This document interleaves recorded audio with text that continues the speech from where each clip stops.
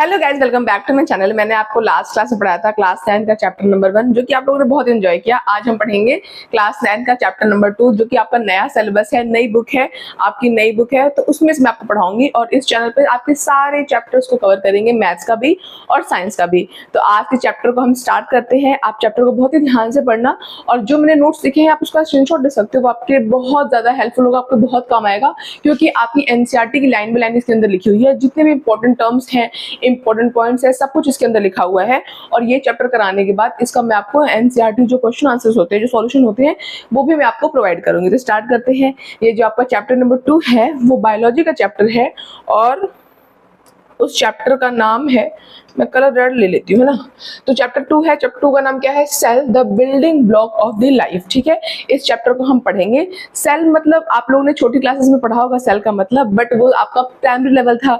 अब जो आपका साइंस है वो सेकेंडरी लेवल का है। तो मतलब ये है कि अब थोड़ा आप एडवांस लेवल की साइंस पढ़ोगे। तो सेल का मतलब अगर मैं आपको बहुत ही बेसिक सा बताऊं कि आप सेल का मतलब क्या समझ सकते हो, तो देखो, जैसे एक दीवार होती है ना, तो दीवार में बहुत सारी ईंटें मिलकर एक दीवार बनाती हैं। वैसे ही जो ह्यूमन बींग्स होते हैं, प्लांट्स होते हैं, एनिमल्स होते हैं, इनमें क्या होता है, बहुत सारे मिलियंस ऑफ सेल्स मिलकर उनकी पूरी बॉडी का स्ट्रक्चर बनता है। इसीलिए जो सेल होता है उसको हम स्ट्रक्चरल और फंक्शनल यूनिट भी कहते हैं। कई बार एग्जाम में क्वेश्चन भी पूछा जाता है कि बताओ सेल को स्ट्रक्चरल एंड फंक्शनल यूनिट क्यों कहा जाता है, तो आप बोलोगे, उसके जवाब में लिखोगे, क्योंकि जो हमारा शरीर का संरचना है, पूरा स्ट्रक्चर है, वो सेल से मिलकर बना हुआ है, इसीलिए कहते हैं हम सेल को स्ट्रक्चरल यूनिट।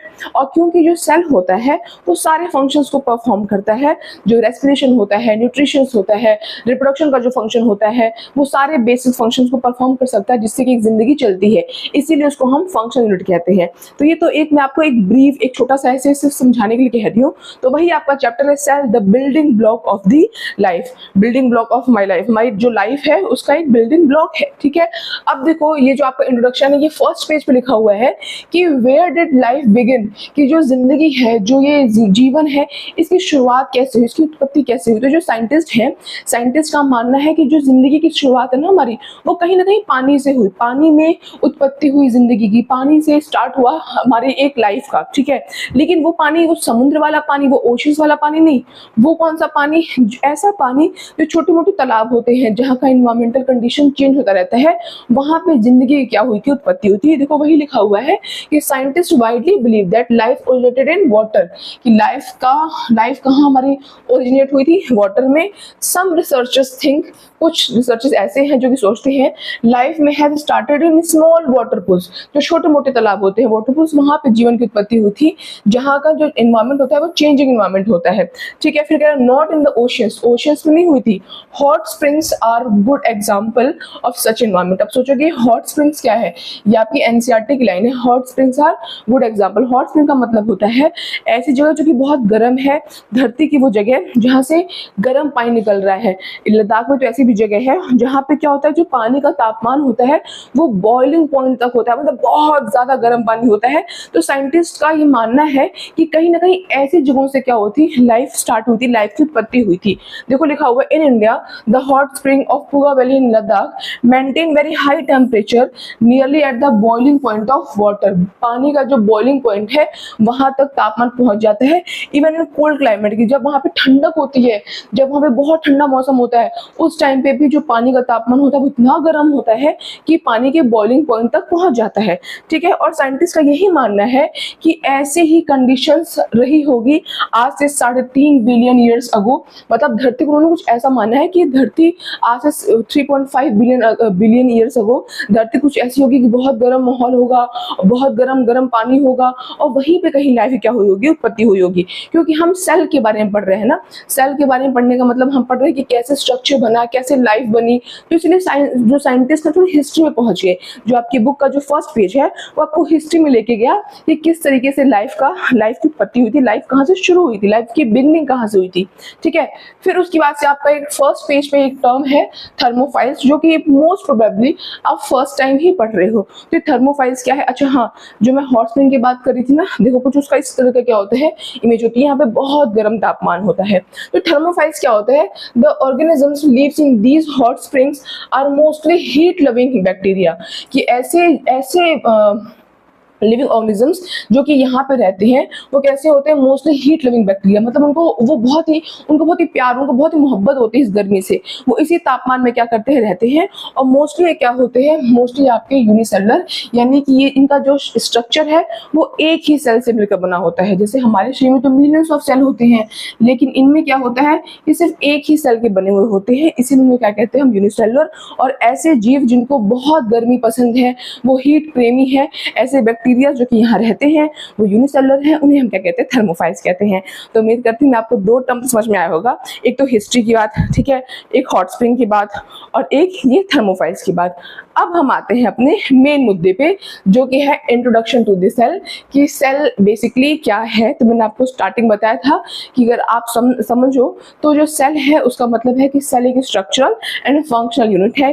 क्यों है मैंने आपको बताया था, फिर मैं बताती हूँ। हमारे शरीर का पूरा स्ट्रक्चर, हमारा आंख नाक कान पूरा शरीर, सिर्फ हमारा ही नहीं, कुत्ते बिल्ली पेड़ पौधे सब है, इन सब का जो स्ट्रक्चर है वो बहुत सारे लाखों करोड़ों ट्रिलियंस ऑफ सेल से मिलकर बना हुआ है। इसीलिए सेल को हम कहते हैं स्ट्रक्चरल यूनिट ऑफ लाइफ। और क्योंकि जो सेल होता है वो सभी बेसिक फंक्शंस को परफॉर्म करता है, इसीलिए उसे कहते हैं हम फंक्शनल यूनिट ऑफ लाइफ। अब देखो लिखा हुआ है, the cell is the fundamental structural functional unit of structural and functional unit of life of all living organism. ठीक है, तो मैंने आपको बता दिया। अब बात करते हैं इसकी डिस्कवरी की। ऑब्वियसली साइंस है तो साइंस में तो डिस्कवरी होती है, खोज होती है।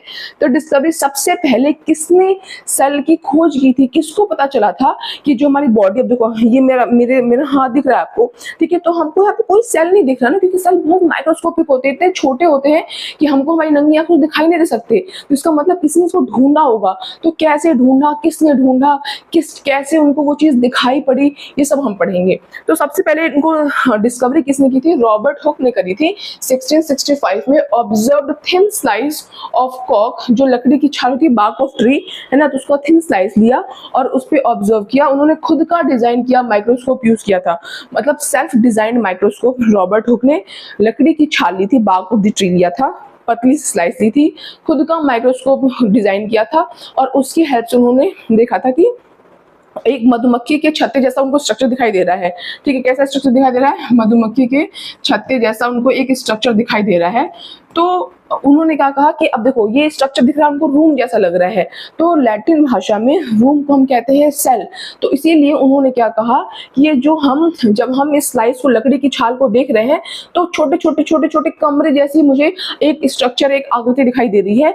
तो लैटिन भाषा में रूम को क्योंकि सेल कहते हैं, इसीलिए रॉबर्ट हुक ने इसका नाम क्या रख दिया, सेल रख दिया। तो आपको बाद में समझ में आई, लेकिन आपको ध्यान रखना है कि जब रॉबर्ट हुक ने पहली बार सेल को देखा था तो वो लिविंग सेल नहीं था, वो डेड सेल था। तो फर्स्ट टाइम सेल की डिस्कवरी किसने करी थी, रॉबर्ट हुक ने करी थी। कब करी थी, 1665 में करी थी। कैसे करी थी, खुद के डिजाइन किए गए माइक्रोस्कोप से करी थी। कैसा स्ट्रक्चर दिखा था, हनी कॉम्ब लाइक स्ट्रक्चर दिखा था, जो कि रूम जैसा लग रहा था। और रूम को लैटिन भाषा में सेल कहते हैं, इसीलिए इसका नाम क्या पड़ा, सेल पड़ा। बट ये लिविंग नहीं था, ये डेड था। फिर उसके बाद से क्या हुआ, कुछ सालों बाद लियोन हुक ने 1674 में डिस्कवरी करी किसकी, सेल की। बट अब की बात जो डिस्कवरी थी वो किसकी थी, लिविंग सेल्स की थी। तो जो आपके डेड सेल की डिस्कवरी है वो आपके रॉबर्ट हुक ने करी थी। और जो लियोन हुक साहब थे, वो 1674 में उन्होंने डिस्कवर्ड फ्री लिविंग सेल्स इन pond water using N improved microscope. Obviously ये जो माइक्रोस्कोप का इस्तेमाल रॉबर्ट हुक ने करा था, वो सेम माइक्रोस्कोप का इस्तेमाल नहीं किया था, थोड़ा एडवांस लेवल का क्या इस्तेमाल किया था, माइक्रोस्कोप का यूज किया था। तो आप चाहो तो उसका स्क्रीनशॉट ले सकती हो। मैं थोड़ा साइड आ जाती हूँ, ठीक है, मैं आगे बढ़ती हूँ। चलो अब नेक्स्ट पढ़ते हैं हम, difference between unicellular and multicellular organism. ये वेरी इंपॉर्टेंट है, आप स्टार मार्क कर लो, ये आपके एग्जाम में पूछेगा तो आपको ये बारे में पता होना चाहिए, ठीक है। और जब आपके एग्जाम में डिफरेंस बिटवीन पूछता है तो मैं आपको बताना चाहूंगी कि डिफरेंस बिटवीन हमेशा पार्टीशन करके इधर एक पॉइंट और इधर एक पॉइंट लिखा करो। जो पैराग्राफ राइटिंग करते हैं उसमें अच्छे मार्क्स नहीं मिलते हैं, तो हमेशा कोशिश किया करो कि आप लाइन डालकर ही डिफरेंस बिटवीन लिखा करो। तो अब डिफरेंस बिटवीन पढ़ते हैं मल्टीसेलुलर और यूनिसेलुलर के बीच में, कि जो जीव होते हैं, जो ऑर्गेनिजम्स होते हैं, उनके जो टाइप्स हैं, एक होता है यूनिसेलुलर और एक होता है मल्टीसेलुलर। यूनि मतलब एक, यानी ऐसे जीव जंतु जो कि सिर्फ एक ही कोशिका, एक सेल से बने हुए हैं, उन्हें हम कहते हैं यूनिसेलुलर। और जिसमें बहुत सारे, एक से ज्यादा सेल्स हैं, उन्हें क्या कहते हैं, हम मल्टीसेलुलर कहते हैं। अब देखो लाइन बाय लाइन पढ़ते हैं। देखो लिखा हुआ है कि unicellular organisms consist of single cell performing all life functions. की जो यूनिसेलुलर होते हैं वो एक सेल से बने होते हैं और सारे फंक्शंस को वो अकेले ही परफॉर्म करते हैं। ऑब्वियसली एक ही सेल है। तो जब उनके पास एक ही सेल है तो चाहे न्यूट्रिशन हो गया, रेस्पिरेशन हो गया, डाइजेशन हो गया, रिप्रोडक्शन हो गया, सब चीजें वो एक ही सेल से परफॉर्म करते हैं, क्योंकि उनके पास तो एक ही सेल है। तो ऑब्वियसली वो कर भी क्या सकते हैं। और वही कह रहा है कि मल्टी सेलुलर जो ऑर्गेनिजम्स होते हैं उनके पास मल्टीपल सेल्स होता है और हर काम के लिए अलग अलग स्पेशलाइज्ड सेल्स होते हैं, बॉडी पार्ट्स होते हैं। तो हम अपना हर काम अलग अलग सेल, टिश्यू, अभी हम आगे पढ़ेंगे। अब आपका जो नेक्स्ट चैप्टर है वो भी टिश्यू होने वाला है, तो हम उसमें और डिटेल में पढ़ेंगे, ठीक है। अब कह रहा है कि जो यूनिसेलुलर ऑर्गेनिजम्स है, जैसे कि एग्जांपल उसका अमीबा, अमीबा आपका यूनिसेलुलर ऑर्गेनिज्म है। अमीबा एक ऐसा ही स्ट्रक्चर है, सिंगल सेल होता है, ये उसका न्यूक्लियस होता है, यहाँ पे उसके साइटोप्लाज्म मतलब एक तरल पदार्थ, लिक्विड। अब ये भी हम पढ़ेंगे, जो सेल का स्ट्रक्चर पढ़ेंगे ना उसमें पढ़ेंगे हम, न्यूक्लियस होता है, साइटोप्लाज्म होता है, जो ये बाहर की लेयर होती है इसको हम कहते हैं प्लाज्मा मेम्ब्रेन। तो आपका अमीबा भी ऐसा होता है। तो अमीबा के पास एक ही सेल होता है और सारे काम वो अपनी एक ही सेल से करता है, क्योंकि उसके पास ऑप्शन नहीं है। और इसका बॉडी बहुत ही सिंपल है, ऑब्वियसली एक ही सेल है तो कॉम्प्लेक्स क्या हो सकता है। बट इसमें क्या है, मल्टी सेलुलर में क्योंकि बहुत सारे स्ट्रक्चर्स होते हैं, बहुत सारे millions of trillions of cells होते हैं, तो हमारा बॉडी स्ट्रक्चर थोड़ा सा कैसा होता है, कॉम्प्लेक्स होता है। एग्जाम्पल ह्यूमंस, ठीक है। अब देखो आगे लिखा हुआ है, इनका जो लाइफ स्पैन होता है, जो एक जिंदगी होती है बहुत ही छोटी होती है। एक ही सेल है, आप सोचो एक मच्छर की जिंदगी कितनी छोटी होती है, जबकि वो यूनिसेलुलर तो नहीं होता। तो ऐसा जीव जो कि सिर्फ एक सेल से बना हुआ है उसकी जिंदगी कितनी छोटी होती होगी। तो इसका लाइफ स्पैन बहुत क्या होता है, छोटा होता है। बट इनका लाइफ स्पैन उतना जनरली छोटा नहीं होता, हम लंबे समय तक जीते हैं। हमारे एक सेल के मर जाने से क्या हम मर जाएंगे क्या, बिल्कुल नहीं मरेंगे। तो ऐसा होता है, ठीक है। अब कह रहा है कि रिप्रोडक्शन प्राइमरली एसेक्सुअल, और इनमें जो रिप्रोडक्शन की जो प्रक्रिया होती है वो नॉर्मली एसेक्सुअल मेथड यूज करते हैं। एसेक्सुअल मेथड मतलब कि जिसमें सिर्फ एक ही व्यक्ति होता है, ठीक है। और सेक्सुअल मेथड मतलब होता है जिसमें एक कपल होते हैं, मतलब एक मेल होता है और एक फीमेल होता है। लेकिन यूनिसेलुलर में सिर्फ और सिर्फ क्या होता है, एसेक्सुअल होता है। हम जब रिप्रोडक्शन चैप्टर पढ़ेंगे तो उसमें हम पढ़ेंगे, आपने क्लास 8 में पढ़ा होगा, बडिंग पढ़ा होगा, है ना। आपने पढ़ा होगा हाइड्रा में, अमीबा में, इन सब में रिप्रोडक्शन पढ़ा होगा। तो जब हम पढ़ेंगे रिप्रोडक्शन तो मैं आपको और डिटेल बताऊंगी। बट फिलहाल के लिए नॉर्मली मैं आपको बता देती हूँ ऐसे छोटा सा समझने के लिए, कि आपको थोड़ा सा कंफ्यूजन ना रहे। जिस मान लेते हैं ये अमीबा है, तो ये अमीबा कैसे करता है रिप्रोडक्शन। अमीबा क्या होता है, ग्रो करता है, एक हद तक वो ग्रो करता है। ग्रो करने के बाद क्या होता है, वो अपने आप को दो हिस्सों में अलॉन्ग विथ न्यूक्लियस से अपने आप को दो हिस्सों में डिवाइड कर लेता है और 2 डॉटर सेल्स बन जाते हैं। तो इस हिसाब से वो क्या करते हैं, रिप्रोडक्शन करता है। बट क्या हम इस तरीके से रिप्रोडक्शन करते हैं, बिल्कुल नहीं करते हैं। तो इसलिए ये कह रहा है कि इनमें क्या होता है, जो रिप्रोडक्शन का तरीका होता है वो नॉर्मली एसेक्सुअल होता है। और मल्टी सेलुलर में क्या होता है, सेक्सुअल भी हो सकता है और एसेक्सुअल भी हो सकता है। आप इस स्लाइड का भी क्या ले लो, स्क्रीनशॉट ले लो, बहुत इंपॉर्टेंट स्लाइड है ये, ठीक है। चलो अब आगे बढ़ते हैं। आगे पढ़ते हैं हाउ टू स्टडी सेल। अब देखो हाउ टू स्टडी सेल इसलिए टॉपिक है क्योंकि मैंने आपको बताया अभी, एक मिनट,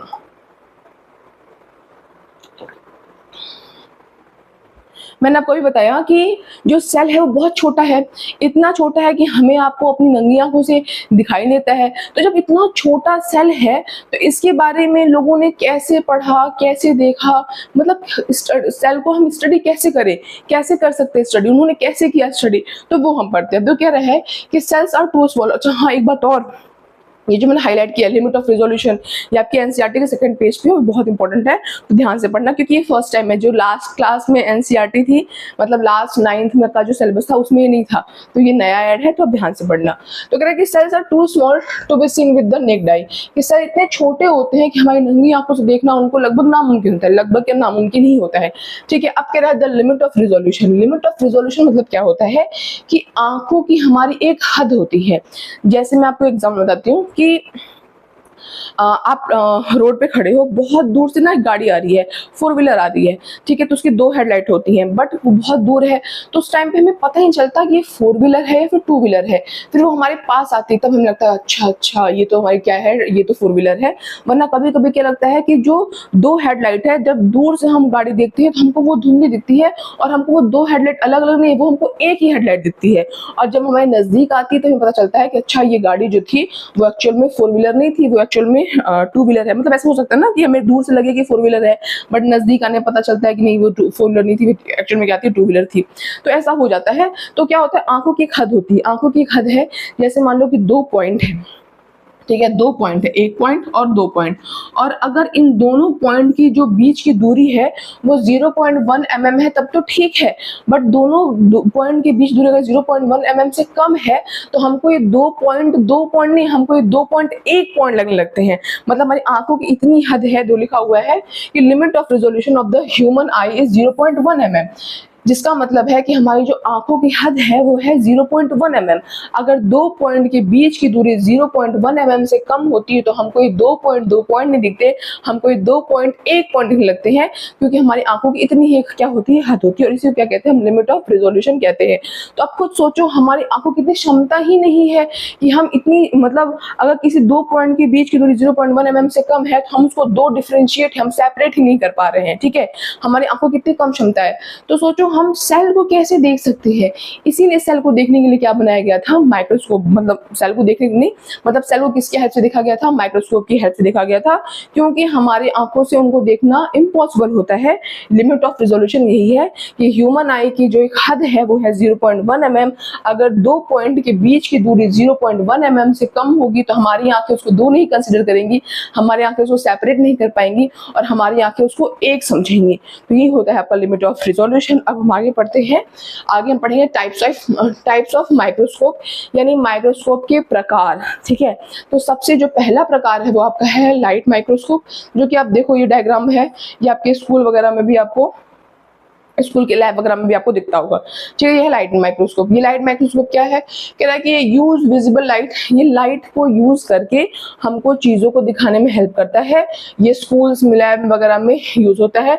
यहाँ पे objective lens 10x 40x and eyepiece की हेल्प से हम चीजों को इसके अंदर रखकर देखते हैं। ये तो नॉर्मल सा माइक्रोस्कोप है। और एक होता है इलेक्ट्रॉन माइक्रोस्कोप। इलेक्ट्रॉन माइक्रोस्कोप बहुत ज्यादा एडवांस होता है, बहुत पावरफुल होता है, और ये इस्तेमाल यूज करता है, लाइट की हेल्प से चीजें दिखाता है। ये लाइट की हेल्प से नहीं दिखाता, uses a beam of electrons instead of light।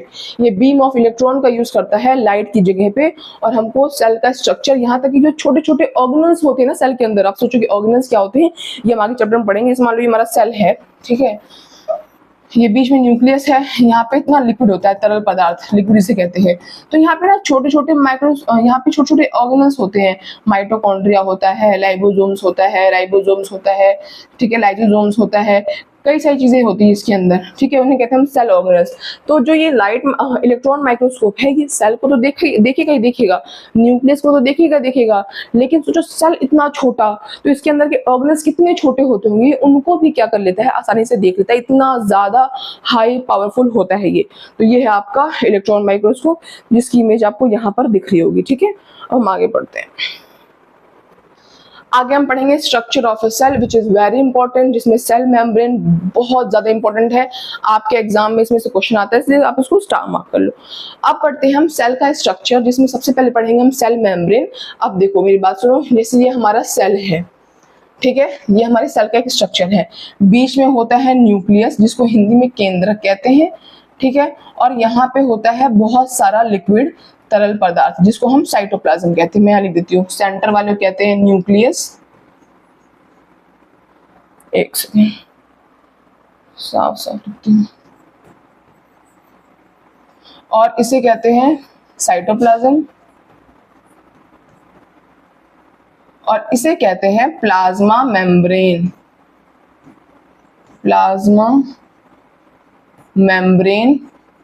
और इसका एक दूसरा नाम भी होता है सेल मेम्ब्रेन। क्या होता है, सेल मेम्ब्रेन। ठीक है, जो ये आउटर लेयर है, जो बाहरी परत है, इस बाहरी परत को हम क्या कहते हैं, प्लाज्मा मेम्ब्रेन कहते हैं या फिर सेल मेम्ब्रेन कहते हैं। ये बहुत इंपॉर्टेंट है, आप ध्यान समझना। कह रहे हैं कि the cell membrane also called plasma membrane is a thin boundary that surrounds and protects the cell. कह रहा है कि बहुत ही पतली सी क्या होती है, एक बाउंड्री होती है जो कि आपके सेल को प्रोटेक्ट करती है बाहर के एनवायरमेंट से, और सराउंड करती है, यानी कि आपकी सेल को बाहर से घेर कर रखती है एक तरीके से। ठीक है, अब देखो लिखा हुआ defines the individuality of cell, कि मान लो कि एक सेल ये है, एक सेल ये है, तो इन दोनों सेल के जो आपस के लिक्विड हैं, जो चीजें हैं, वो आपस में मिक्स ना हो जाए, तो सेपरेट करने का भी काम करती है और प्रोटेक्ट करने का भी काम करती है। ये प्लाज्मा मेम्ब्रेन है, या फिर आप कह सकते हो ये सेल मेम्ब्रेन है। अब जो मेन सवाल पूछा जाता है इसमें से वो ये पूछा जाता है कि इसको हम कहते हैं सिलेक्टिवली परमिएबल। ठीक है, अब सोचोगे सिलेक्टिवली परमिएबल ये क्या है, ये आपके लिए बिल्कुल नया शब्द है, मैं समझ सकती हूँ।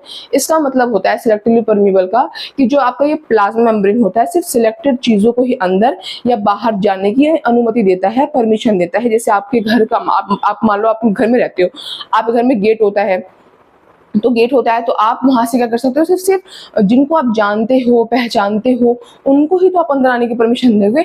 आप हर किसी को तो नहीं बोल सकते हाँ अंदर चले आओ। तो जो प्लाज्मा मेम्ब्रेन है वो एक तरह से आपका प्रोटेक्शन कर रहा है। जो आपके सेल है, सेल की बाहरी परत को हम कहते हैं प्लाज्मा मेम्ब्रेन या फिर सेल मेम्ब्रेन, और ये आपके सेल को प्रोटेक्ट करता है और ये सिलेक्टिवली परमिएबल होता है। इसका मतलब है ये सिर्फ सिलेक्टेड चीजों को ही परमिशन देता है कि वो सेल के अंदर आ सकते हैं या फिर सेल से बाहर जा सकते हैं। इसीलिए हम प्लाज्मा मेम्ब्रेन को सिलेक्टिवली परमिएबल कहते हैं। आपके एग्जाम में जो सवाल पूछा जाता है वो ये पूछा जाएगा आपसे कि बताओ जो आपका प्लाज्मा मेम्ब्रेन है वो सिलेक्टिवली परमिएबल क्यों है, तो आप बोलोगे क्योंकि सिर्फ ये सिलेक्टेड चीजों को ही अंदर या बाहर जाने की परमिशन देता है, इसलिए जो हमारा प्लाज्मा मेम्ब्रेन है वो सिलेक्टिवली परमिएबल है। ठीक है, अब देखो लिखा हुआ है is selectively permeable allow some substances to pass through while blocking others. ये कुछ को ही अंदर जाने की परमिशन, अंदर या बाहर जाने की परमिशन देता है, बाकी चीजों क्या कर देता है, ब्लॉक कर देता है। अब बात करते हैं स्ट्रक्चर, फ्लूइड मोज़ेक मॉडल। ये बहुत इंपॉर्टेंट है, इसको मैं आपको समझाऊंगी। ये फ्लूइड मोज़ेक मॉडल क्या है, इसके पहले मैं आपको पहले डायग्राम दिखा देती हूँ। तब देखो ये जो मॉडल है ये फ्लूइड मोज़ेक मॉडल है। अब हम इसको क्यों कहते हैं, हम फ्लूइड मोज़ेक मॉडल कहते क्यों हैं, अभी मैं आपको समझाती हूँ। आप तब तक क्या ले लो, स्क्रीनशॉट ले लो।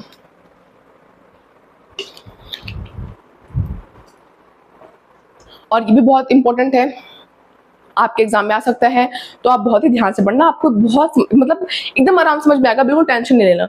अब जो कह रहा है कि स्ट्रक्चर जो है, जो मतलब जो आपके सेल मेम्ब्रेन का जो स्ट्रक्चर है उसका नाम दिया गया है फ्लूइड मोज़ेक मॉडल। क्यों कहा जाता है, ये जब टॉपिक खत्म होगा ना ये वाला टॉपिक, तो आपको समझ में आ जाएगा। दो बता रही हूँ कि membrane is extremely the cell membrane is extremely thin about 7 to 10 nanometres. कि जो सेल मेम्ब्रेन बहुत ही पतला होता है, कितना पतला होता है, अबाउट 7 to 10 नैनोमीटर जितना पतला होता है, मतलब पतला या फिर थिक होता है। कह रहा है कि it is made up of lipids. Lipids का मतलब होता है फैट्स। फैट्स को हम क्या कहते हैं, लिपिड्स कहते हैं। तो ये किसका बना होता है, लिपिड्स का बना होता है। तो क्या लिखा है, फैट्स और प्रोटीन का बना होता है, यानी ये फैट का और प्रोटीन का बना होता है। अब आप इसका मॉडल देखो, कुछ ऐसा आपको दिख रहा है स्ट्रक्चर। आप इसको ना एक तरीके से सैंडविच मान लो, ठीक है। जो ऊपर का दो लेयर जो है, इसको आप मान लो कि जो दो लेयर है आपकी, ये दोनों ब्रेड की एक परत है। आप इसको इस तरीके से समझोगे, आपको समझ में आएगा। अब देखो मैं आपको समझाने की कोशिश करती हूँ। It has a lipid bilayer. Lipid का मतलब होता है फैट, मैंने आपको बताया। बाइलेयर का मतलब होता है दो लेयर, यानी एक ये वाली जो ऊपर की लेयर और एक ये वाली लेयर। मैं इसको इरेज करती हूँ, एक second.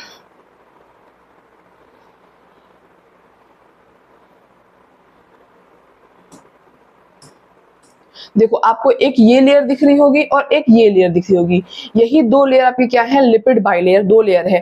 To layers of the fat molecules with water attracting heads pointing towards. अब देखो जो इसका स्ट्रक्चर है कुछ इस प्रकार का है, देखो ऐसा है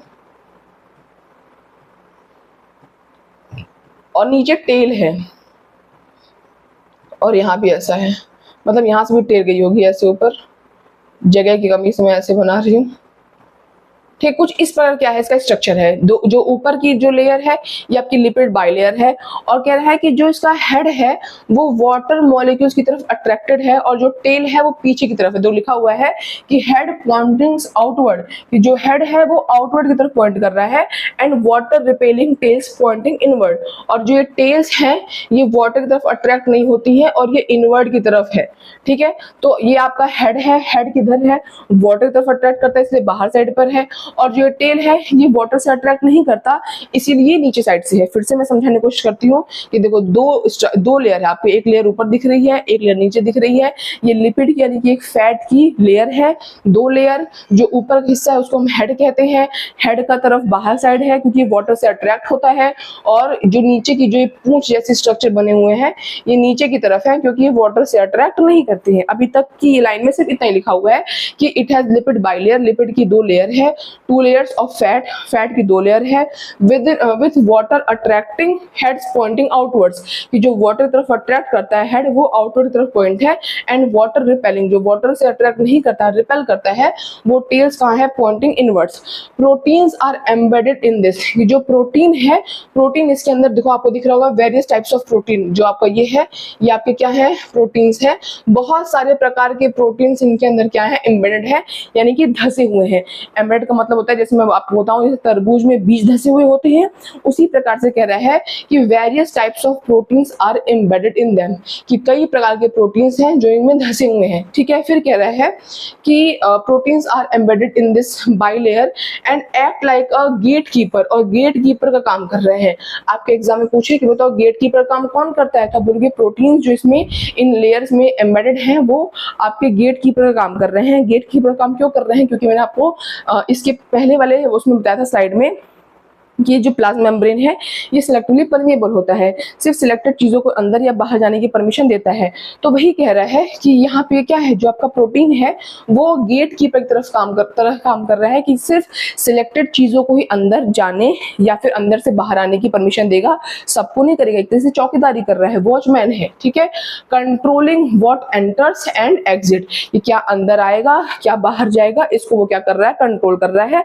आप देखो मैंने एक एक लाइन का मतलब बताया है, आप पढ़ोगे आपको बहुत अच्छे समझ में आएगा, और मैं अपनी पूरी कोशिश कर रही हूँ आपको बहुत ही आसान भाषा में, एकदम सिंपल लैंग्वेज में, बिना कॉम्प्लेक्स करे, बिना आपको डराए धमकाए क्या कर सकूँ, समझा सकूँ। तो ठीक है, तो प्रोटीन जो लिपिड की दो लेयर है एक सैंडविच की जैसी, और उसके अंदर क्या कह रहा है कि जो अट्रैक्ट होता है पानी से वो हेड बाहर की तरफ है, और जो इसकी पूंछ है टेल वो पानी से अट्रैक्ट नहीं करती है, वो नीचे की तरफ है।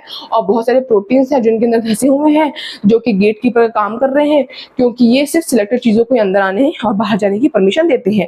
तो इसका मतलब तो ये हुआ। अब इसको हम फ्लूइड मोज़ेक मॉडल कहते क्यों हैं, रीजन क्या है, तो फ्लूइड मोज़ेक मॉडल इसलिए कहते हैं कि फ्लूइड देखो कि the molecules can move sideways, flips and rotate, कि जो मॉलिक्यूल्स हैं वो मूव कर सकते हैं, फ्लिप कर सकते हैं, रोटेट कर सकते हैं। तो क्योंकि मूव कर सकते हैं इसलिए that is why it is called fluid, क्योंकि मूव कर सकते हैं इसलिए हमने इसका नाम क्या दिया, फ्लूइड। और मोज़ेक का मतलब क्या होता है, the molecules are arrange like tiles in a mosaic, कह रहा है कि जो मॉलिक्यूल्स है देखो जैसे मान लो ये लेयर है, इनमें किस प्रकार से प्रोटीन्स अरेंज हो रखा है ना, किस प्रकार से बाकी के मॉलिक्यूल्स अरेंज हो रखे हैं। तो एक डिजाइन बना रहे हैं, एक पैटर्न बना रहे हैं, जैसे हम फर्श बनाते हैं ना, टाइल पे बनाते हैं पैटर्न, डिजाइन बनाते हैं, तो वैसे क्या बन रहा है, एक पैटर्न बन रहा है, डिजाइन बन रहा है, जिसकी वजह से हम इसे क्या कहते हैं, मोज़ेक कहते हैं। ठीक है, तो इसीलिए इसका नाम क्या है, फ्लूइड मोज़ेक मॉडल है।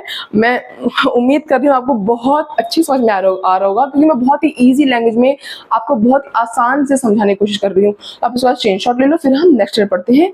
आपको ये इंपॉर्टेंट है, आप इसमें स्टार मार्क करना कि प्लाज्मा मेम्ब्रेन को हम फ्लूइड मोज़ेक मॉडल क्यों कहते हैं। ठीक है, तो आप इसका स्क्रीनशॉट ले लो एक बार।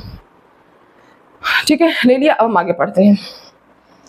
चलो अब हम आगे पढ़ेंगे डिफ्यूजन और ऑस्मोसिस, ये भी बहुत इंपॉर्टेंट है, आप इसको लिख लो, वेरी इंपॉर्टेंट, इस पे स्टार मार्क कर लो, ये आपके एग्जाम में आता है।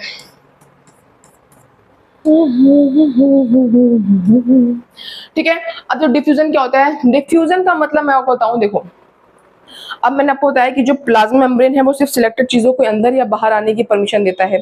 ठीक है, तो हमारे शरीर के अंदर जो हमारा जो सेल है, सेल के अंदर सॉलिड, लिक्विड, गैस कुछ भी क्या कर सकते हैं, ट्रांसफर मतलब आ जा सकते हैं। ठीक है, तो अब देखो क्या होता है डिफ्यूजन में, डिफ्यूजन का मतलब होता है किसी भी पार्टिकल्स का, चाहे वो सॉलिड हो, चाहे वो लिक्विड हो, या फिर चाहे वो गैस हो, उसका बाहर से अंदर जाना, फिर अंदर से बाहर जाना, यानी कि higher concentration to the lower concentration. जैसे कि इसका मतलब ये होता है कि देखो देखो मैं आपको पढ़ा रही हूँ, ठीक है, मैं आपको डिफ्यूजन के बारे में पढ़ा रही हूँ क्योंकि मुझे डिफ्यूजन के बारे में ज्यादा पता है और आपको डिफ्यूजन के बारे में कम पता है। तो मैं क्या हो गई हायर कंसंट्रेशन, आप क्या हो गए लोअर कंसंट्रेशन। तो कोई चीज भी फ्लो कैसे करती है, higher concentration to the lower concentration. अब जब मैं आपको एक टॉपिक पढ़ा लूंगी डिफ्यूजन, तो फिर आप भी किसी और को पढ़ा सकते हो। तो क्योंकि आपके पास डिफ्यूजन की नॉलेज ज्यादा है, यानी आप क्या हो गए हायर कंसंट्रेशन, और जिसको आप बताओगे उससे क्या हो गया लोअर कंसंट्रेशन। मतलब ये प्रकृति का नेचर है, कोई भी चीज फ्लो कैसे करती है, जहां पे कोई चीज ज्यादा होती है वहां से वो चीज वहां पर जाती है जहां पे कोई चीज कम होती है। तो ये क्या होता है, डिफ्यूजन होता है। जैसे कि एक एग्जांपल ले लो कि अब जैसे मान लो कि जो डिफ्यूजन होता है वो सॉलिड में भी होता है, लिक्विड में भी होता है और गैस में भी होता है। लेकिन सॉलिड में स्पीड सबसे कम होती है, लिक्विड में उससे ज्यादा होती है और गैस में सबसे ज्यादा होती है। आप देखो परफ्यूम की खुशबू जो होती है, परफ्यूम मान लो किसी नेक्स्ट रूम में क्या लगाया, परफ्यूम लगाया और बाहर आया, जैसे ही बाहर आता है मुझे तुरंत क्या आती है, परफ्यूम की खुशबू आती है। तो परफ्यूम की खुशबू मेरे तक कैसे आई, डिफ्यूजन के जरिए आई। अब जैसे मान लो कि जो प्लांट्स होते हैं, प्लांट्स भी तो सांस लेते हैं ना, लेकिन प्लांट के पास नाक तो होती नहीं है। जो अमीबा है वो भी सांस लेता है, बट अमीबा के पास भी नाक नहीं होती है।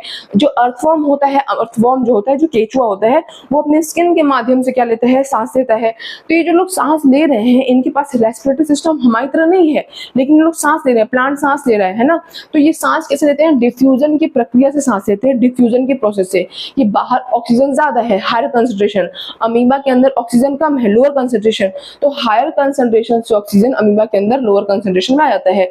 इसी को क्या कहते हैं, हम डिफ्यूजन कहते हैं कि जो पार्टिकल्स का मूवमेंट है from higher concentration to the lower concentration, चाहे वो सॉलिड हो, चाहे वो गैस हो, चाहे वो लिक्विड हो, तीनों का movement from the higher concentration to the lower concentration, it is called diffusion. ठीक है।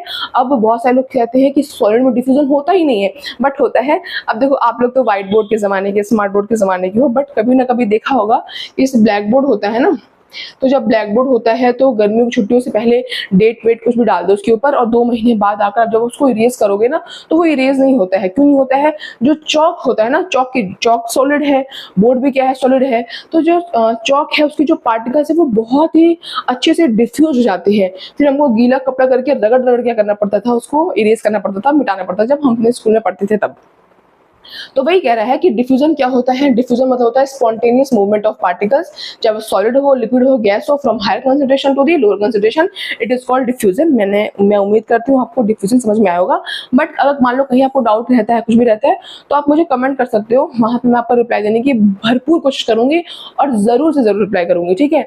तो ये है डिफ्यूजन। अब है जैसे अगरबत्ती खुशबू वगैरह आना, है ना, जैसे गर्म खाने खुशबू हम तक पहुंच जाती है, बट ठंडे खाने खुशबू उतनी तेज नहीं पहुंचती है, क्योंकि जो डिफ्यूजन होता है वो हॉट टेम्परेचर में तेज होता है, फास्ट होता है, और अगर टेम्परेचर कम है तो डिफ्यूजन उतना फास्ट नहीं होता है। तो ये चीजें क्या है, डिफ्यूजन है। अब क्या होता है, ऑस्मोसिस। ऑस्मोसिस का एग्जांपल मैं आपको देती हूँ कि जैसे एक हमारा प्लांट है, ठीक है, एक हमारा क्या है, प्लांट है, एक फ्लावर है, कुछ मान लो, ठीक है। अब इसकी जड़ें हैं, रूट्स हैं, तो हमने मान लो अपने पॉट में पानी डाल दिया, वाटर डाल दिया, तो ये जो जड़ें हैं ये वाटर को एब्जॉर्ब कैसे करती हैं। तो इनके पास मुंह तो है नहीं कि इनको आप दे दो कि बॉटल ये लो लो पानी पी लो, तो वो क्या पी लेंगे, पानी पी लेंगे, ऐसे तो पीते नहीं है। तो ऑस्मोसिस के प्रक्रिया से वो क्या पीते हैं, मतलब क्या एब्जॉर्ब करते हैं, वाटर को एब्जॉर्ब कर पाते हैं। अब देखो ये कैसे होता है ऑस्मोसिस में, ये ऑस्मोसिस सिर्फ और सिर्फ लिक्विड के साथ हम करते हैं। ठीक है। मतलब डिफ्यूजन में तीनों था ना, सॉलिड लिक्विड गैस, लेकिन ऑस्मोसिस में सिर्फ और सिर्फ क्या होता है, लिक्विड होता है। ये भी सेम वैसे ही कि लिक्विड जहां पे ज्यादा होगा वहां से वहां पे मूव करेगा जहां पे लिक्विड कम होगा, यानी from the higher concentration to the lower concentration. लिखा हुआ है osmosis is a special type of diffusion where waters molecules move across semi permeable membrane from the higher concentration to lower water concentration. ठीक है। अब आपको एक चीज समझाती हूँ जो कि बहुत इंपॉर्टेंट है, जो कि आपके एग्जाम में जरूर जरूर जरूर आएगा। अब देखो क्या है, बहुत गर्मी भाई। अब देखो इसको समझाती हूँ, ये एक ऐसा टॉपिक है ना जिसमें इतने बच्चे कंफ्यूज होते हैं, इतने कंफ्यूज होते हैं कि मैं आपको बता नहीं सकती, मतलब बहुत ज्यादा क्या होते हैं, कंफ्यूज होते हैं। अब मैं आपको समझाती हूँ और देखना, ये मेरी वीडियो देखोगे ना उसके बाद आपको बिल्कुल भी कंफ्यूजन नहीं रहेगी ये क्या होता है। अब देखो इसमें क्या है, आपको 3 चीज दिख रहा होगा, हाइपरटोनिक, आइसोटोनिक, हाइपोटोनिक। ये जो आपको रेड रेड दिख रहा है वो आपका आरबीसी, रेड ब्लड सेल्स है। ठीक है। हाइपर का मतलब होता है ज्यादा, आइसो का मतलब होता है बराबर, और हाइपो का मतलब होता है कम। अब देखो आपको एक चीज समझनी है, सॉल्यूशन क्या होता है? सॉल्यूशन दो चीजों के मिक्सचर से मिलकर क्या बनता है? सॉल्यूशन। जैसे कि सॉल्यूट और सॉल्वेंट, जो चीज डालते हैं उसे हम सॉल्यूट कहते हैं और जिस चीज में डालते हैं उसको हम सॉल्वेंट कहते हैं। जैसे कि मान लो जो सॉलिड होता है, जो सॉल्यूट होता है वो सॉलिड होता है और सॉल्वेंट आपका लिक्विड होता है। जैसे मान लो कि मैंने नमक लिया, तो नमक हम डालते हैं, ठीक है, तो नमक हमारा क्या हो गया? सॉल्यूट, यानी कि वो सॉलिड है। और हमने नमक को किस में डाला? पानी में, तो पानी क्या हो गया? सॉल्वेंट, जो कि क्या होता है? लिक्विड। बात समझ में आई? सॉल्यूशन दो चीजों से मिलकर बनता है, सॉल्यूट और सॉल्वेंट। सॉल्यूट क्या होता है? सॉलिड। जैसे कि आप नमक ले लो, NaCl, NaCl को हम पढ़ते हैं सोडियम क्लोराइड, और ये नमक होता है, देश का नमक, टाटा नमक। अब सॉल्वेंट, सॉल्वेंट क्या होता है? लिक्विड। आप ले लो वाटर, H2O। अब देखो तीन केस हो सकता है। कितने केस हो सकते हैं? तीन केस। तीन केस कैसा हो सकता है? पहला केस, ये कंसंट्रेशन जो आपका है वो ज्यादा हो गया, यानी कि जो अपना सॉल्यूट था वो ज्यादा था और जो आपका पानी था वो कम हो गया, यानी कि आपका जो कंसंट्रेशन है वो गाढ़ा हो गया। गाढ़ा कब होगा? जब सॉल्यूट क्या होगा? आपने एक गिलास पानी लिया और उसमें बहुत सारा सॉल्यूट डाल दिया, तो कंसंट्रेशन क्या हो जाएगा? गाढ़ा हो जाएगा, यानी पानी कम और सॉल्यूट क्या हो गया था? ज्यादा हो गया था, जिसके कारण से कंसंट्रेशन बहुत ही गाढ़ा हो गया। दूसरा केस, कि कंसंट्रेशन उतना गाढ़ा नहीं है क्योंकि सॉल्यूट आपका कम है और पानी क्या है? आपका ज्यादा है। और तीसरा केस क्या होता है? कि सॉल्यूट और सॉल्वेंट दोनों बराबर है, यानी ना गाढ़ा है ना ही बहुत ज्यादा पतला है, ठीक है। तो ये तीन केस होता है। अब देखो कि ये आरबीसी है, ठीक है, रेड ब्लड सेल्स है। आप समझो कि आरबीसी इसको तीन बीकर में डाल दिया। एक पहला बीकर जो आपको ब्लैक ब्लैक दिख रहा है, इसको बीकर मान लो, ठीक है, कि एक डाल रखा है, एक पहला बीकर, दूसरा बीकर और तीसरा बीकर, तीनों क्या डाल रखा है? तीनों में आरबीसी डाल रखा है। अब देखो आप कि इसमें जो आरबीसी की जो सेल्स है वो सिकुड़ सी गई हैं, एकदम कैसे हो गई हैं? सिकुड़ सी गई हैं। इसमें आप देखो, इसमें देखो तो ना सिकुड़ी हुई है ना फूली हुई है, एकदम नॉर्मल बराबर ही है। और आप इसमें देखो तो फूल फूल के क्या हो गई हैं? बड़ी हो गई हैं, ठीक है। तो ये तीन कंडीशन है। तीन कंडीशन, पहली कंडीशन सिकुड़ गई, दूसरी कंडीशन में कुछ भी नहीं हुआ और तीसरी कंडीशन में क्या हो गई? बहुत ज्यादा फूल गई। तो ये तीन कंडीशन है कि आपके एग्जाम में पूछता है, ये ऑस्मोसिस से रिलेटेड टॉपिक ही है। आपके एग्जाम पूछता है टाइप्स ऑफ सॉल्यूशन, तो तीन टाइप्स ऑफ सॉल्यूशन होते हैं। पहला टाइप हाइपरटोनिक सॉल्यूशन होता है, दूसरा टाइप आइसोटोनिक सॉल्यूशन होता है और तीसरा टाइप हाइपोटोनिक सॉल्यूशन होता है। अब इन सॉल्यूशन में होता क्या है? अब देखो मेरी बात, मान लेते हैं जो पहला टाइप है उसमें क्या है कि जो ये पानी है ना, जो पानी है वो इस आरबीसी के अंदर पानी क्या था? ज्यादा था, ठीक है। हाइपर का मतलब क्या होता है? ज्यादा, यानी सेल के अंदर पानी आपका क्या है? ज्यादा। तो अब देखो मैंने आपको बताया था कोई भी चीज फ्लो कैसे करती है, from higher concentration to the lower concentration, यानी बाहर जो पानी है वो कम है और सेल के अंदर पानी जो क्या है? ज्यादा है। तो सेल से पानी, ये जो आपका सेल बना हुआ है, सेल से पानी कहाँ चला गया? बाहर चला गया। तो जब सेल के अंदर से पानी बाहर चला गया तो ये सिकुड़ गया, ये क्या हो गया? ये सिकुड़ गया और इसी को हम क्या कहते हैं? हाइपरटोनिक। देखो कितना आसान है, मैं आपको समझाने की फिर से कोशिश करती हूँ एक बार और, कि देखो इसमें क्या है, जो आपका सेल है देखो वो सिकुड़ गया है, सेल सिकुड़ गया है। क्यों सिकुड़ गया है सेल? इसका नाम है हाइपरटोनिक। आप ध्यान रखना, हाइपर का मतलब होता है ज्यादा, यानी कि सेल के अंदर पानी क्या है? ज्यादा है। अब सेल के अंदर क्योंकि पानी ज्यादा है तो होता क्या है कि पानी फ्लो कैसे करेगा? From higher concentration to the lower concentration. तो हायर कंसंट्रेशन कहाँ है? सेल के अंदर। तो सेल के अंदर से पानी कहाँ चला गया? बाहर चला गया। और क्योंकि सेल के अंदर से पानी बाहर चला गया तो सेल सिकुड़ सा गया। जैसे अंगूर को रख दो धूप में छत पे, तो फिर वो शाम तक सिकुड़ जाएगा क्योंकि उसके अंदर का पानी क्या हो गया? बाहर चला गया और सेल आपका क्या हो गया? जो अंगूर है वापस सिकुड़ गया। तो ये आपका है हाइपरटोनिक सॉल्यूशन। आपको समझ में आया? अब दूसरा केस आइसोटोनिक। आइसोटोनिक मतलब बराबर। आइसो मतलब क्या होता है? बराबर, यानी जितना पानी सेल में है उतना ही पानी बाहर के बीकर में भी है। तो चीजें कैसे मूव करती हैं? From higher concentration to the lower concentration. अब दोनों जगह कंसंट्रेशन क्या है? बराबर है। तो दोनों जगह कंसंट्रेशन बराबर होने से ना अंदर का पानी बाहर आएगा ना बाहर से कोई अंदर आएगा, ठीक, कुछ ऐसा है ना, अंदर से ना बाहर कोई जा सके, ऐसा समथिंग कुछ है। तो ये क्या है? ये इसमें क्या हो रहा है कि मूव ही नहीं हो पाया। तो जैसा सेल पहले था वैसा ही सेल अभी भी है, कोई भी चेंज इसके अंदर आपको देखने को ना मिला, ना ही ये सिकुड़ा ना ही ये फूला। अब ये है हाइपोटोनिक सॉल्यूशन। अब इसमें क्या है? देखो हाइपो का मतलब होता है कम, यानी सेल के अंदर जो पानी है वो है कम, और क्योंकि सेल के अंदर पानी कम है इसीलिए चीजें कैसे मूव करती हैं? From the higher concentration to the lower concentration. तो बीकर में पानी ज्यादा है और सेल में पानी कम है, तो हायर कंसंट्रेशन से कहाँ आ गया? सेल के अंदर, और सेल स्वेल कर गया, यानी कि फूल गया। श्रिंक को हम सिकुड़ने को हम इंग्लिश में क्या कहते हैं? श्रिंक बोलते हैं। और फूलने को क्या बोलते हैं हम, स्वेल बोलते हैं। तो इसमें आपका जो आरबीसी दिख रहा है वो कैसा हो गया है, स्वेल हो गया है, फूल गया है। बताओ सही से बताना, समझ में आया कि नहीं आया? बिल्कुल आया ना? मुझे कमेंट बॉक्स में कमेंट करना कि मुझे समझ में आया, क्योंकि मुझे पता है इससे आसान तरीके से आपको कोई नहीं समझा सकता। अब देखो वही चीज लिखी हुई है कि वाटर लीव सेल, अगर जो पानी है वो सेल को छोड़ देगा तो सेल श्रिंक कर जाएगा, जो कि पहली कंडीशन में कर गया। दूसरी कंडीशन में cell stays the same, cell पहले जैसा ही रहा, क्योंकि दोनों तरफ कंसंट्रेशन क्या था, बराबर था, अंदर भी सेम था पानी की क्वांटिटी और बाहर भी सेम था, तो नो चेंज, कोई चेंजेस नहीं हुआ। वाटर एंटर सेल, तीसरे कंडीशन में क्या हुआ कि वाटर एंटर कर गया सेल के अंदर और सेल आपका स्वेल कर गया। तो ये एक कहानी है डिफ्यूजन और ऑस्मोसिस की। ये कोई भी पार्टिकल्स होता है वो मूव कैसे करता है, from higher concentration to the lower concentration, ठीक है। और अगर कंसंट्रेशन बराबर है तो ना अंदर से कोई बाहर आएगा ना बाहर से कोई अंदर आएगा, ठीक है। अब पढ़ते हैं आगे पढ़ते हैं सेल वॉल, कि सेल वॉल क्या होता है। सेल वॉल ये होता, जैसे हमने पढ़ा था कि एक सेल का स्ट्रक्चर, जिसमें हमने पढ़ा था प्लाज्मा मेम्ब्रेन, तो बीच में क्या होता है, न्यूक्लियस होता है, यहाँ पे क्या होता है आपका साइटोप्लाज्म लिक्विड होता है, और जो ये बाहर की लेयर है ये आपकी है प्लाज्मा मेम्ब्रेन, या फिर ये कह लो तो सेल मेम्ब्रेन। लेकिन जो प्लांट्स होते हैं ना, जो हमारे क्या होते हैं, प्लांट्स होते हैं, हमारे प्लांट्स के पास एक और लेयर होता है, ये मैंने पहले किसे लिखा था, हमारे प्लांट्स के पास एक और लेयर होती है जिसको हम कहते हैं सेल वॉल। क्योंकि प्लांट्स अपने आप को उतना, प्लांट्स मूव नहीं कर सकते, प्लांट्स ठंड में कपड़े नहीं चेंज कर सकते, गर्मी के हिसाब से कपड़े नहीं पहन सकते, अपने आप को बारिश से बचा नहीं सकते, तो प्लांट्स में इतनी सारी सुविधाएं नहीं है, प्लांट्स इतना कुछ नहीं कर सकता, तो प्लांट्स को एक्स्ट्रा सपोर्ट की क्या होती है, जरूरत होती है। इसीलिए प्लांट्स के पास एक एक्स्ट्रा लेयर होती है जो कि होती है सेल वॉल। सेल वॉल हम इंसानों में नहीं होती है, हम इंसानों का जो सेल होता है उसमें लास्ट लेयर हमारी ये होती है प्लाज्मा मेम्ब्रेन। क्या होती है, प्लाज्मा मेम्ब्रेन। लेकिन जो आपके प्लांट्स होते हैं, प्लांट्स के पास एक एक्स्ट्रा लेयर होती है जिसे हम कहते हैं सेल वॉल। ये सिर्फ और सिर्फ किसे प्रेजेंट होती है, सिर्फ और सिर्फ प्लांट्स में प्रेजेंट होती है, ये इंसानों में प्रेजेंट, एनिमल्स में प्रेजेंट नहीं होती है, ठीक है। तो लिखा हुआ है the outer covering of cells plants can not move, कि जो प्लांट्स होते हैं वो मूव नहीं कर सकते, चेंज करना पड़ेगा, प्लांट्स मूव नहीं कर सकते, इसलिए उनको एक्स्ट्रा रिजिडिटी, रिजिडिटी मतलब होता है ठोस, मतलब ठोसपन चाहिए होता है, सपोर्ट चाहिए होता है। That is why plant cells have an additional layer, इसीलिए प्लांट से बस एक एडिशनल लेयर होती है आउटसाइड सेल मेम्ब्रेन की, जिसको क्या कहते हैं हम, सेल वॉल कहते हैं। अब देखो नेक्स्ट स्लाइड आपका ये है सेल का इंटीरियर, जो कि बहुत इंपॉर्टेंट है।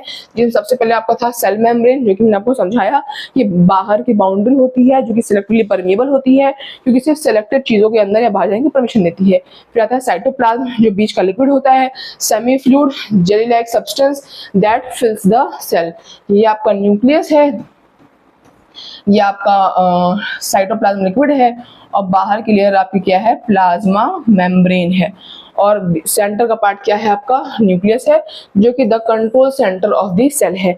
अब ये पार्ट 1 है आपके चैप्टर का, पार्ट 2 मैं आपको कल कराऊंगी, क्योंकि चैप्टर बहुत बड़ा हो जाएगा ना, फिर इतना ज्यादा एक साथ पढ़ोगे तो दिमाग में सब कुछ मिक्स हो जाएगा, समझ जाएगा कितना क्या पढ़ा क्या नहीं पढ़ा, क्योंकि पहली बार पढ़ रहे हो। जब रिवीजन करोगे ना चैप्टर का, मतलब अभी तो मैं आपको पढ़ा रही हूँ, जब आपके एग्जाम आएंगे तो मैं रिवीजन भी कराऊंगी, तब आपको मैं वन शॉट नहीं पढ़ा दूंगी, क्योंकि आपने पहली बार पढ़ रखा होगा तो वन शॉट पढ़ना आसान होगा। अभी आप वन शॉट पढ़ने बैठ जाओगे 2-3 घंटे का चैप्टर, तो ना बहुत ज्यादा बोर हो जाओगे। तो जो मैंने अब तक पढ़ाया है वो रिवीजन करना, कल मैं इसका नेक्स्ट पार्ट अपलोड करूंगी, नेक्स्ट पार्ट पढ़ाऊंगी, और आज में जो भी डाउट होगा वो मुझे कमेंट सेक्शन में कमेंट करना, मैं उसको रिप्लाई देने की कोशिश करूंगी, और जो इसका एनसीईआरटी सॉल्यूशन होगा वो भी मैं करवाऊंगी।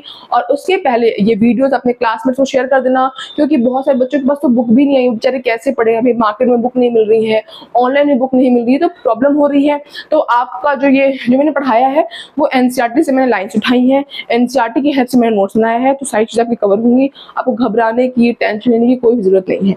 तो मिलते हैं कल। आज के लिए आप रिवाइज करो, और वीडियो को लाइक कर दो, शेयर कर दो, सब्सक्राइब कर दो, और वीडियो में एक नीचे एक ऑप्शन आ रहा होगा हाइप का, उसे भी क्या करना, प्रेस करना। That's all, bye guys.